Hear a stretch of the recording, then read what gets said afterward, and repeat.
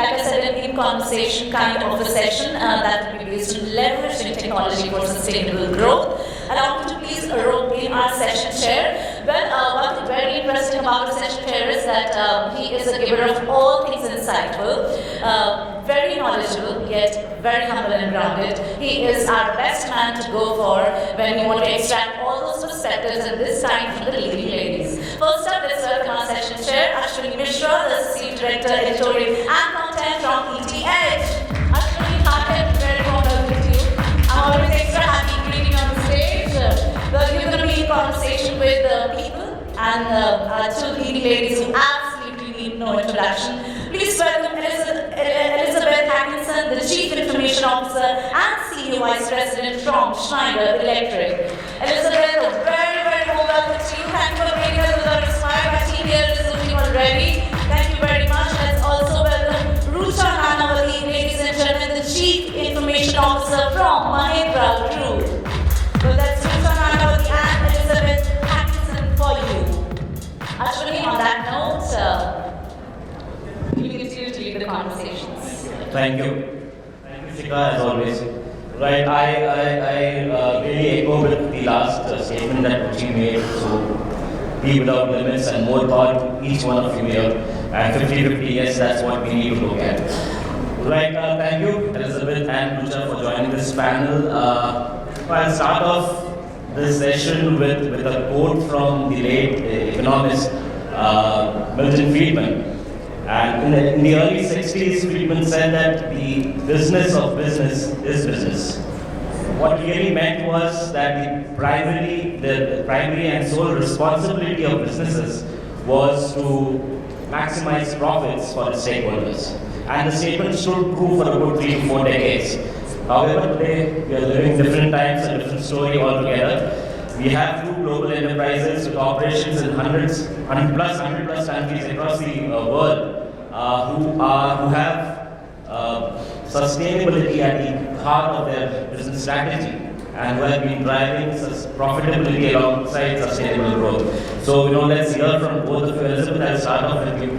You've kick-started 2023 with a lot of achievements around sustainability. You were listed on the global 100 list of companies for having the most sustainable enterprises that Schneider Electric has won. You have got the top ESG rankings from S&P, CDP, and Moody's. You've also, you were also listed you've been nominated or won the Terracotta Seal, which recognizes both global companies in the areas of best practices around sustainability. Now, with all these achievements in place, how has been the role of technology to fuel this forward, and more so from a CIO's lens? So, I believe that the achievements we've made at Schneider through ESG is the hard work of many people in the organization, from the folks that build the products and services that we offer to our customers so they can run their operations in the most efficient and effective and sustainable manner, as well as I even in my organization use some of those products so that we can have more energy efficiency in the technology that we use.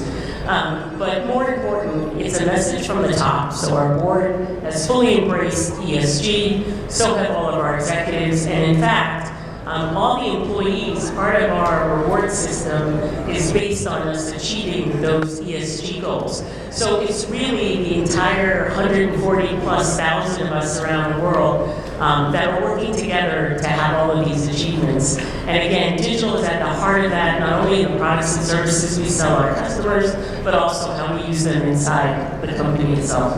Absolutely. So you need to cover not only the internal systems, but also look at the ecosystem and the partner space that you work with. We'll come to hear more from you, Elizabeth. Rucha, Mahindra Group again has been driving green businesses. You've come out with a lot of electric vehicles. You've been a water positive company since 2014. You started off with a zero-waste landfill project in your Editorial plant a few years back. Again, your group companies, for example, Mahindra Life Spaces, has embarked on a similar journey of zero-waste landfill for all their construction sites. Tech Mahindra won the S&P Global sustainability award, and that was ranked #1. So I'm just sharing a few examples. How are you looking at the whole piece of sustainability from a technology perspective? So I want to step back for a second, right? You very well described some of the examples. The examples are a result of ESG being part of Mahindra's DNA. Right. And being part of Mahindra's DNA, not today, when everybody's talking about it, but since it was inception of the company, which was 75, 76 years ago. If you look at the first memo of Mahindra that was put out there back then, it doesn't talk about what are we going to build. Are we going to build tractors? Are we going to build cars? Are we going to build? No, it actually talks about upliftment of the nation and the communities we will operate in. So in our DNA is this belief that we will only rise, we call it Mahindra Rise philosophy, we will only rise if everybody around us, we can help rise them and only rise together. Together we rise, this is our tagline. So ESG, we have this brand pillars, 3 brand pillars. The first pillar is about a more equal world. And what does that mean? It says we want to be planet positive, we want to be people positive, we want to be trust positive. Climate change, inclusion, and ethics. So this is something we sort of live every day. And coming to technology being part of it, right? Technology is embedded in every business today. You just talked about Eden, which is our India's first residential complex that was net carbon zero. Lot of technology that enabled it. From that, enabling businesses in their technology to providing technology to measure, monitor, track your carbon emissions, your savings, your rejuvenation of nature, all of this is enabled by technology. Right. So again, you've touched upon measuring the emissions from an IT's perspective. Now again, every business is unique, every sector is unique in that way.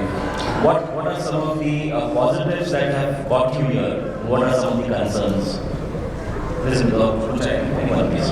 I mean, as in the results that we've achieved today, I think a lot of it is that you have to have this mission and a passion, right? And thank you for sharing, yours. And at Schneider, we have for a very long time felt that every human on this earth should have access to clean, reliable, sustainable, and efficient electricity. So that is something that we really try to drive with governments, with our customers, because we believe in that right. We also believe in the right that there should be good working conditions for people, and that there should be gender equality, and there should be inclusion. So to me, this all is like what's wrapped around, and at the end, it becomes the word trust.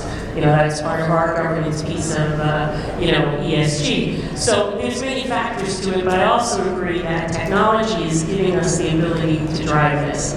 Not only from the use of renewable power and having insights into that, but when we think about what we're trying to drive for gender inclusion and pay, we need reports for that, right? So the ability to now use analytics, we have organizations that are so big to step back and see, what is the percentage of women we actually have in the organization? What are the percentages of people that are getting promoted who are women? Are we paying fairly? So it's a whole bundle, and technology obviously underlies a lot of it, but I'd say there's a bigger ecosystem. I believe you have the AI marketplace, wherein you can track all those, right? Yes. I think mostly positives, I want to say, right, that get us there. First, we all live this every day in Mahindra, so it's not a new thing for us.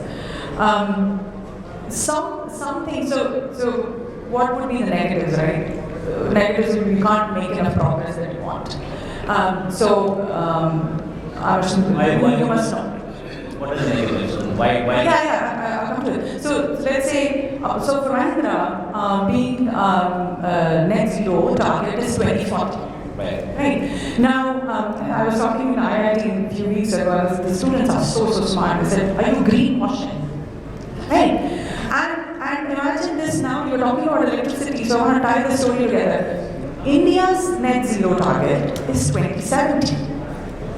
So in some way, to bridge bridge that gap, 2040 to 2070, we have to do some compensation work. Because if the electricity is not 100% regenerative and solar power based and natural resources, I can't claim that I will be 100% without compensating controls. So compensating controls is where you have to make these trade-offs, right? Or rather, not absolute, but compensating controls. I think that's the only negative. I don't believe this is an either-or situation. At one point, somebody may have thought that doing something sustainable is going to be more expensive. Can we actually invest in it?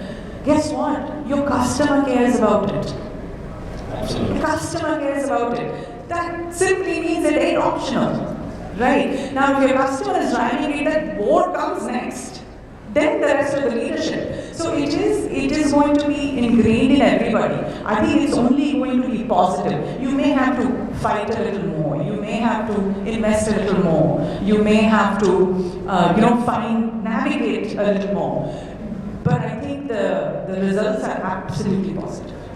You touched upon a good point here, Rucha. When you said that there are initial upfront investments that are needed for ESG, and there's a kind of debate there.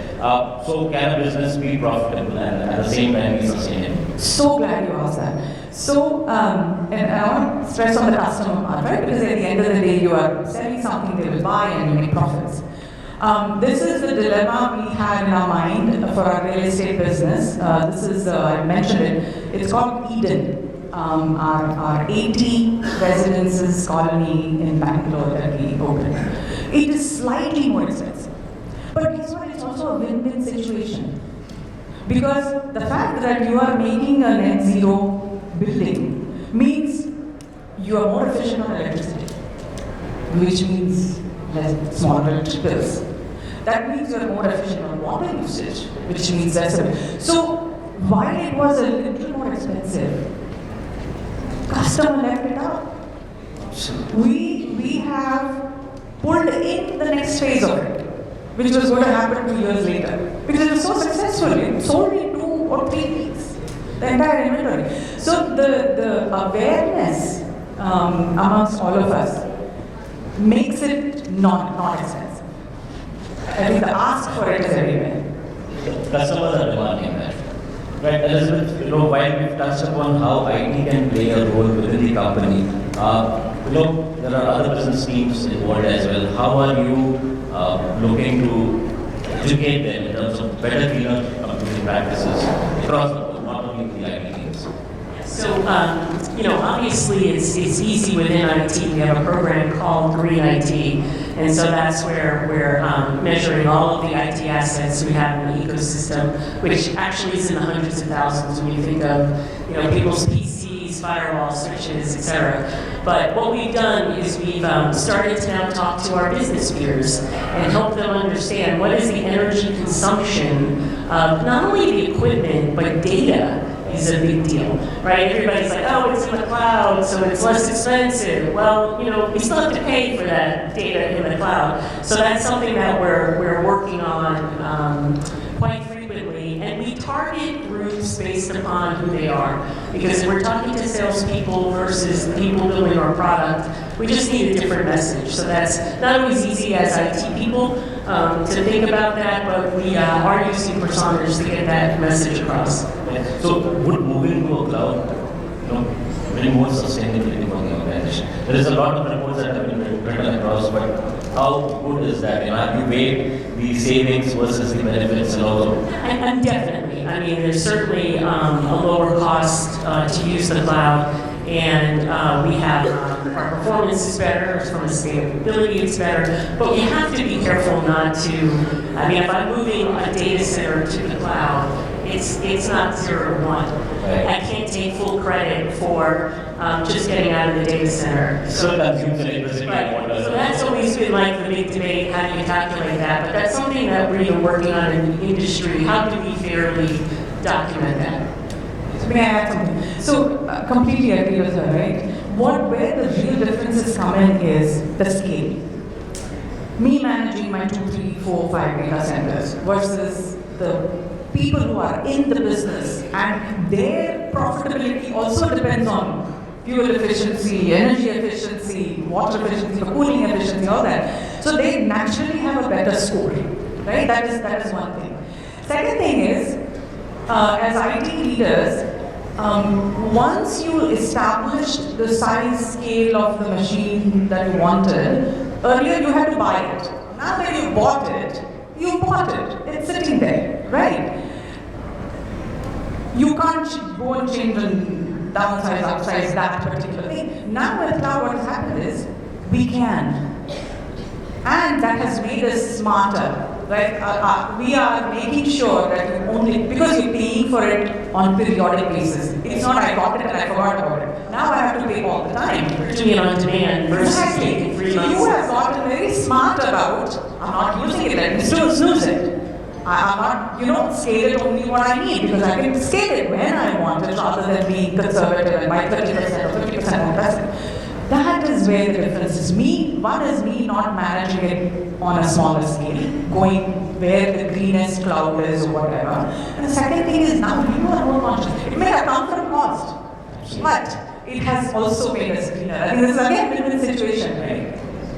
So would you be, tapping or reaching out or partnering with players who have strong ESG credentials?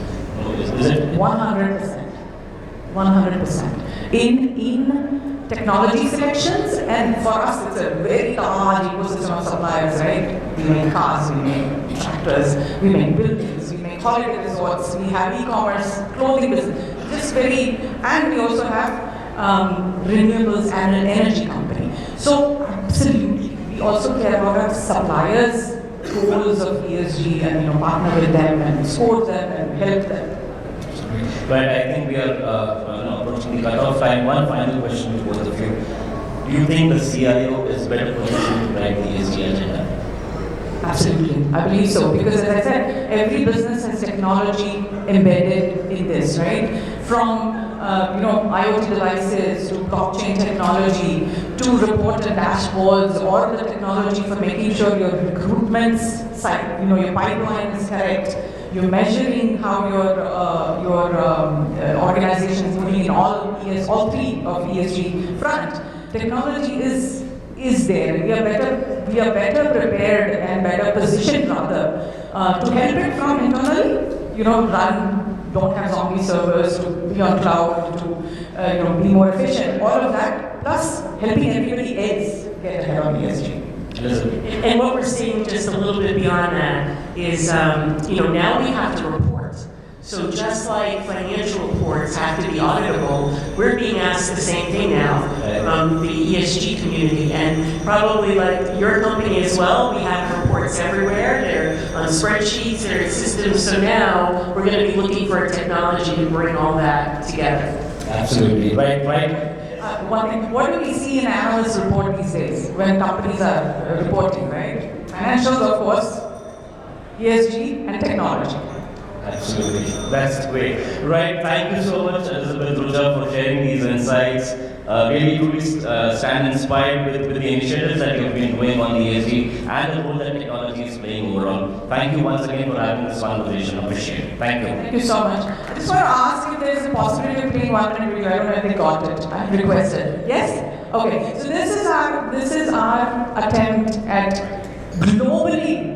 What do we care about and why ESG is so important for everybody, not just Mahindra. So please, we'll end with this. Thank you so much.